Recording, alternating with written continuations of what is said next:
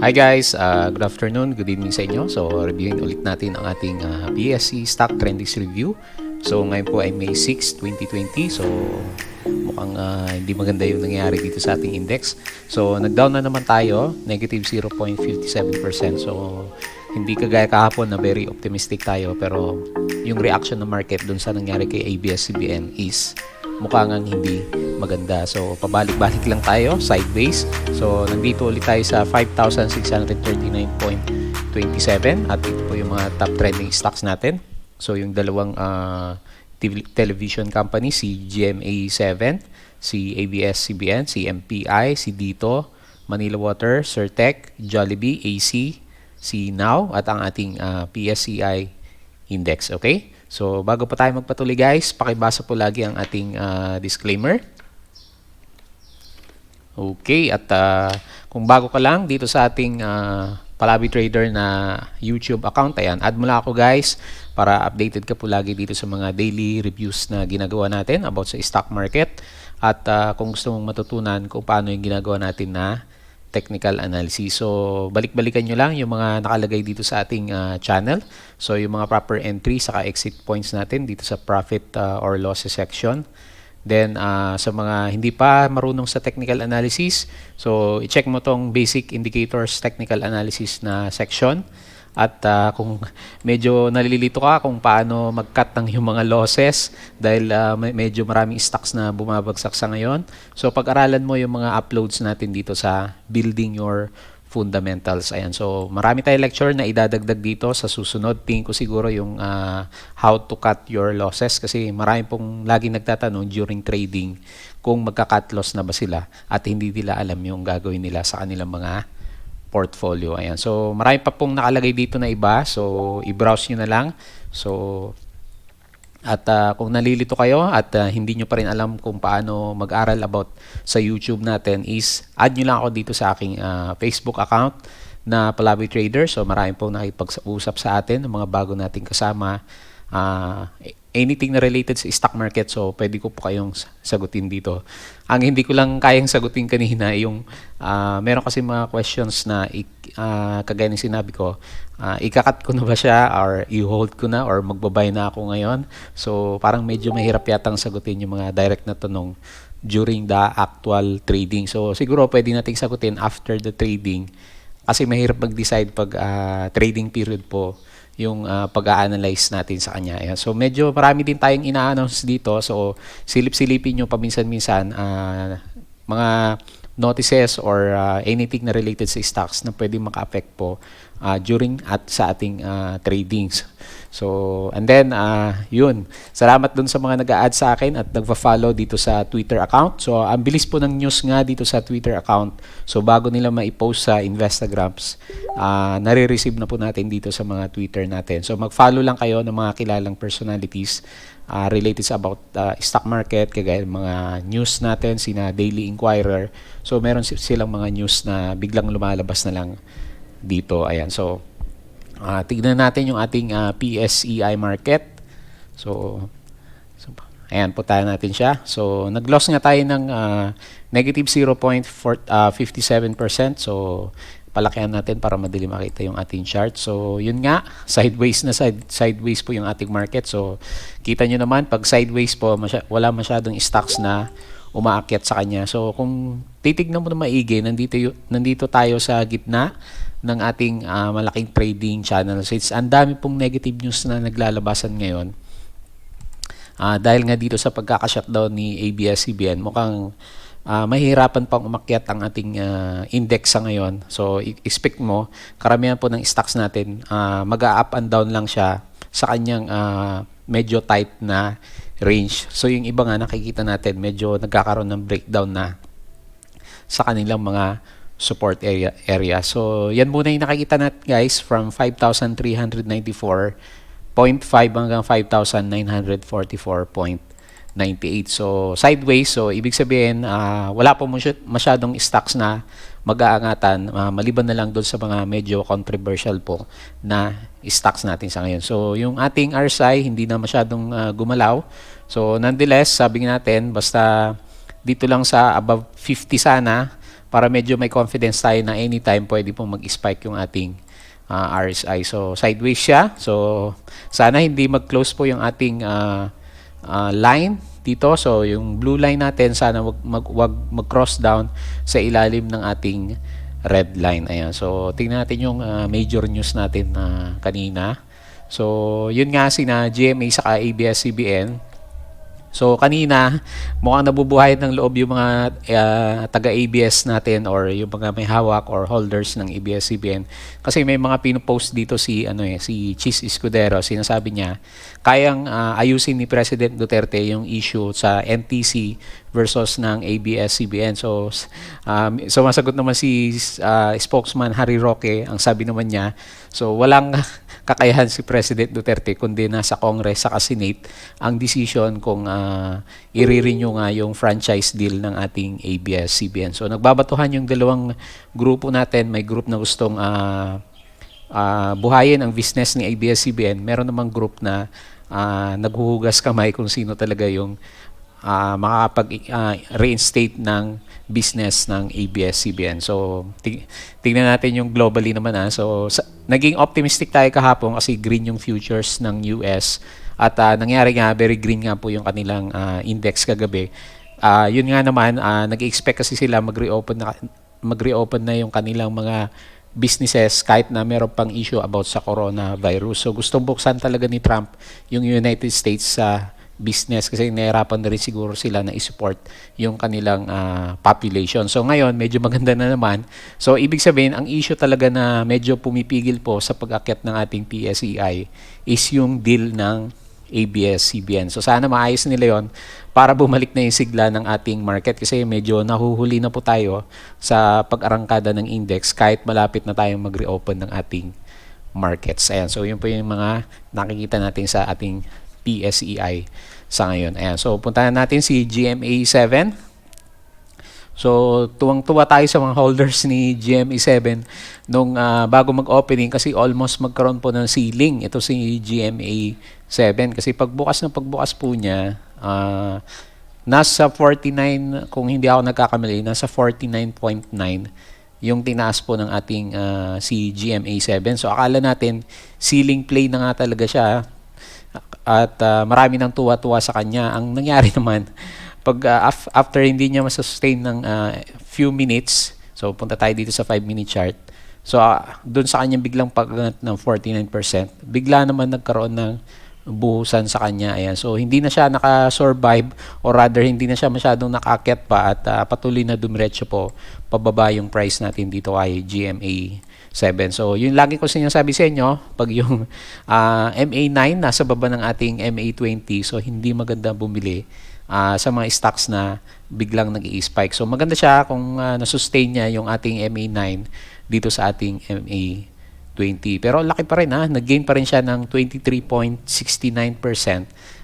Kasi nga, ang anticipation guys dito kay GMA7, lahat ng business na related sa net worth ni ABS-CBN, pwedeng makuha po lahat ngayon ni GMA7. Kaya ang anticipation sa kanya is talagang malaki yung business na ma-acquire ni GMA7. Kaya naman nag-spike po bigla yung kanyang prices. Pero hindi tayo magtataka kung mag-normalize din in a few months or few weeks or few months kasi depende kung gaano katagal ma-reinstate itong si ABS-CBN natin. So, hindi naman siguro papayag yung karamihan ng mga employees na affected dito ay ABS-CBN na hindi naman maibalik yung kanilang mga trabaho. Ayan. So, hanggang wala si ABS-CBN, tingin natin baka may konting mga spikes pa rin po dito kay GMA7 natin. So, gagawin natin support yung 5.67 kung gusto mo po siyang i-trade. So, yan yung gawin mong cut loss point pag bumili ka or nakabili ka na ngayon pa lang dito kay GMA7. So, hanapin natin yung kanyang next na resistance. So, kung makikita mo, yung stop ng price natin sa 5.9, meron tayong dalawang peaks nung around 2019, January 2019 sa March 2019, kung saan biglang nagkaroon ng support itong si GMA7. So, tingnan natin kung magbabounce yan bukas, kasi sabi nga natin. Pero kung hindi, dito sa ginuhit natin ng support line at 5.67 yung magiging cut loss area natin. So, hanapin natin yung kanyang next na resistance area. So ang pinakamalakas na malapit sa kanya is at around 6.27.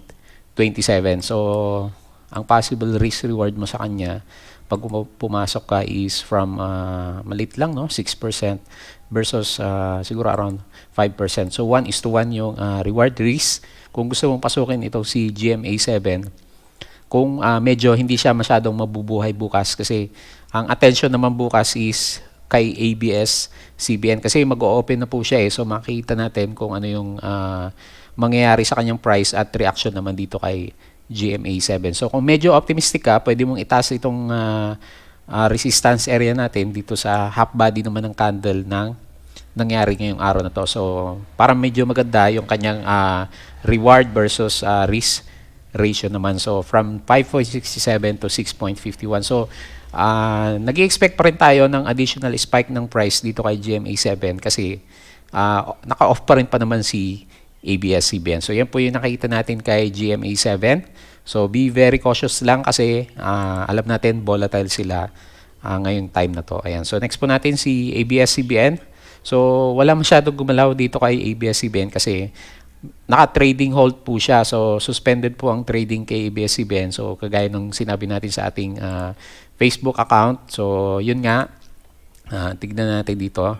So ang sabi dito, yung the trading suspension shall be lifted one trading day after dissemination of full disclosure to the investing public. So mukhang prinotektahan yung mga ABS-CBN holders natin kasi expected nga natin magkakaroon ng massive drop down ng price dito kay ABS-CBN. So antabayan natin bukas, pero huwag ka na masyadong optimistic sa kanya kasi wala namang masyadong positive news na lalabas. So ang usapan na lang dyan is kung ano yung magiging bottom price bukas pagbukas po ng trading natin dito kay ABS-CBN. So kung babagsak itong si ABS, possible tataas si GMA7 or the other way around naman. Ayan. So yun po yung nakita natin na pwedeng play dito sa dalawang networks natin. So tingnan natin yung history ni ABS-CBN simula nung nagkaroon siya ng IPO.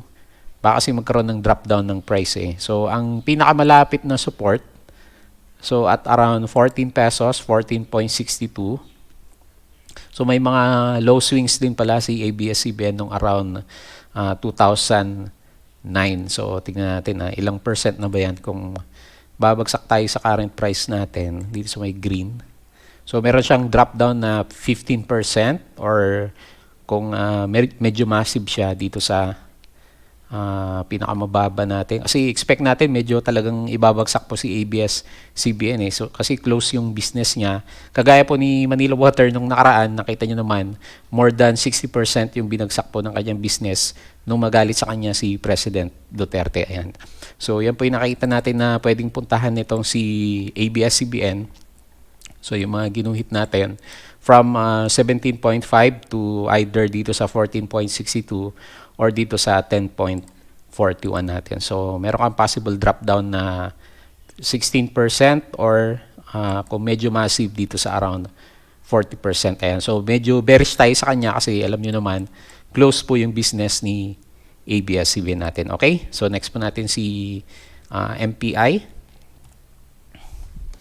Tingnan natin ang nangyari sa kanya. So ayan So medyo parang tama yung guhit natin dito kay MPI. So kahapon very bullish tayo dito kay MPI kasi alam niyo naman yung nangyari, di ba? So medyo at peace na si President Duterte saka yung mga water concessionaires natin. So expect na natin baka mag-spike dito sa ating nilagay na previous support or rather resistance.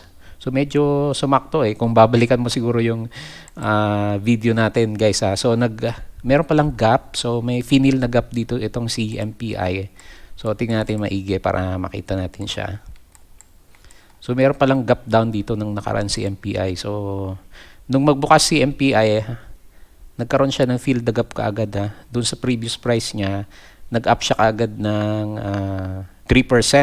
So umabot pa siya ng up to 4%. Yun nga lang kasi yung sentiment doon sa ABS-CBN naman sumama. So, actually buong index natin hinila pababa, di ba? So, hindi niya kinaya kaya bumagsak po yung price niya. Pero umabot siya dito sa unang resistance area na pinag-usapan natin kahapon. Kung hindi nga lang negative po yung sentiment sa market, baka umabot tayo hanggang dito sa ating MA 100. Pero dahil ganyan yung nangyari po sa kanya, so medyo sakto yung ating trading channel sa kanya. So, tingnan natin bukas kung magkakaroon na retest dito sa ayan, tama-tama nga pala, no? Yung half body ng ating candle, yung kanyang naging support. Ayan, kung medyo pinagbasehan mo yung review natin kahapon, so, siguro hindi ka pa naman napakat loss dito kay MPI. So, tingnan natin bukas kung babalik yung sentiment ng market dito kay MPI, kung itutulak pa rin nila yung kanyang price kahapon. Ayan. So, sana pagbukas niya, magkaroon siya ng konting spike pababa. So, hindi naman lalapas sa half body ng candle and then mag-retrace siya pataas. Ayan. So, ganun kasi normally nangyayari after magkaroon ng malaking buying volume. So, lumabas kasi dahil medyo takot siya sa nangyari sa ating market. Pero hindi naman niya totally kinain yung gains niya kahapon. Ayan. So, antabayan na lang natin kung ano yung pwedeng mangyari sa kanya. So, sana hindi ma-break yung half body ng ating candle at 2.77 or 2.76 para hindi magtuloy na babalik tayo at ang i-feel na gap mo naman dito sa ating bandang baba. Ayan. So, technicals muna. So, okay pa naman yung ating RSI. Pataas pa naman at nakabuka pa naman yung ating MACD kay MPI. So, isang malaking trading channel muna ang titingnan natin dito po kay MPI natin. Okay? So, next po natin si dito. So, talagang binubuhay si dito, no? Kasi anything na related sa internet or telecommunications, sinasama si dito. So, meron ng bulong-bulungan na nababasa tayo dyan sa Instagram. Sinasabi nila si dito magiging white knight, parang si Enrique Rason ng Manila Water naman dito sa ABS-CBN, si Dennis Uy naman. So, sinasama siya talaga. So, konti lang naman yung loss niya, negative 0.46%. So, sabi nga natin, intact pa naman yung ating trading channel dito po kay dito natin. Ayan. So, nagiging support yung ating MA20 sa kanya. So, hanggat hindi nabibreak naman yung support saka yung uptrending, huwag ka masyadong kabahan sa mga stocks na hawak natin. So, okay pa yung ating RSI. So, medyo meron nga lang siyang konting divergence, no? Hindi gumagalaw yung ating price and then pababa yung RSI value. So, nonetheless, lagi nating sinasabi, basta yung RSI natin hindi bumabagsak sa RSI 50, so medyo safe pa itong si dito natin. So, yun nga lang, yung MACD, so medyo obvious, meron na siyang curving down. Ayan. So, ang tabayanan mo na lang, wag masyado maging obvious yung pagbaba ng MACD or hindi ma-break yung ating MA20 naman sa kanya. So, nawawala na pala yung volume niya. So, parang yung nakita natin kay Sir Tech nung mga nakaraang araw naman. Ayan. So, intact pa naman po yung trend lines kay dito. So, punta tayo dito kay Manila Water. So, malakas si Manila Water kasi kahit papano, nag-gain pa rin siya ng 2.05%. So, unlike ni MPI, medyo malaki po yung loss niya ngayong araw na to. So, drawing ulit tayo ng trading channel sa kanya para madaling makita. So, yan pa rin yung expectation natin kay MWC. So, sana hindi siya maapektuhan ng bad news. So, yung candle kasi na lumabas ngayon, parang inverted doji. Ayan, so tignan-tignan natin ha.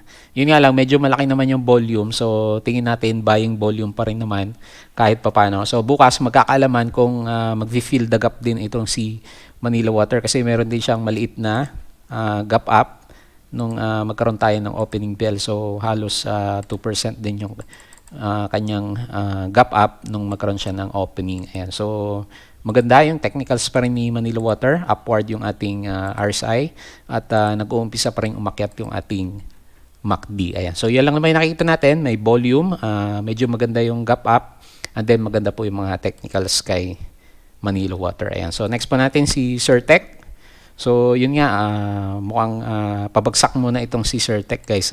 So, makikita mo, nagkakaroon na siya ng retesting dito sa ating MA20. So, nahirapan na siyang umakyat kasi wala po siyang masyadong buying volume. So tingnan natin bukas, pero kasi bukas expectation kay ABS-CBN yung matinding labanan saka kay GMA7. Baka hindi pa mapansin sa ngayon itong si Certec natin. So malaki din yung loss niya, negative 4.47%. So antabayanan mo guys, bantay-bantayan mo kasi nandito na ulit tayo sa baba ng ating MA9 at yun nga nire-retest na niya yung support dito sa ating MA20. So sana yung RSI magkaroon ng rebound at around RSI 50.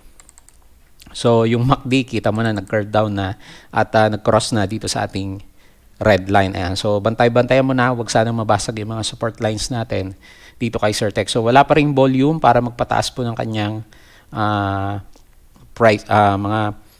prices natin. So kailangan kasi yan volume para meron pong bubuhay sa ating stock sa kanya. Ayan. So may earnings pala siya nung nakaraan, no? Yung nakita natin sa kanya. Okay, so yung pa yung nakita natin kay Certec. Next po natin si Jollibee. So sideways muna tayo kay Jollibee guys. So same naman sabi natin lagi. Sumasaway sa index itong si Jollibee. Sana hindi po mabasag yung ating MA20 sa kanya. So bantay-bantayan mo lang. So yung RSI medyo nahirapan na rin siya.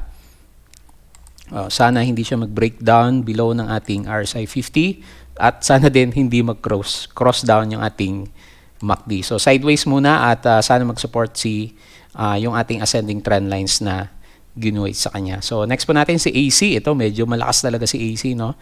So medyo may nagsusupport kay AC. Yun nga lang yung candle na nabuo is hanging man. Ayan. So tignan natin bukas. Hindi kasi maganda yung mga candles na ganyan parang pinilit lang during closing. So bukas malalaman kung totoong hanging man yan kasi may support naman ng volume ngayong araw na to. So technical lang, maganda pa rin itong si AC.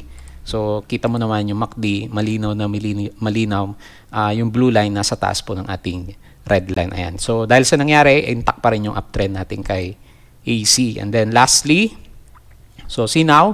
So Sinaw lang yata medyo malakas ngayon. So nag-gain siya ng 3.83% at yun nga, sabi natin, intact ang pag-akyat po nitong si Now natin. So maganda yung kanyang RSI, naglalaro lang sa above 50. So medyo sideways yung RSI pero at least above po ng RSI 50 at medyo pataas po yung kanyang directions. Yun nga lang yung MACD, so mukhang nag-i-start na rin mag-curve down. Ayan. So sabi naman natin, huwag kang masyadong kakabahan hanggat yung support lines natin is hindi po nabibreak. So kahit paano meron namang volume na nagsusupport dito kay Now natin. Ayan. So yun po yung mga reviews natin ngayong araw na to.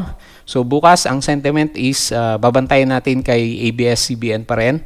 So siya po yung magiging catalyst natin kung mare-resolve yung issue sa kanya, babalik yung positive sentiment dito sa ating market. Yun nga lang, mukhang matagal kasi kailangan ng congressional approval at sa Senate approval naman.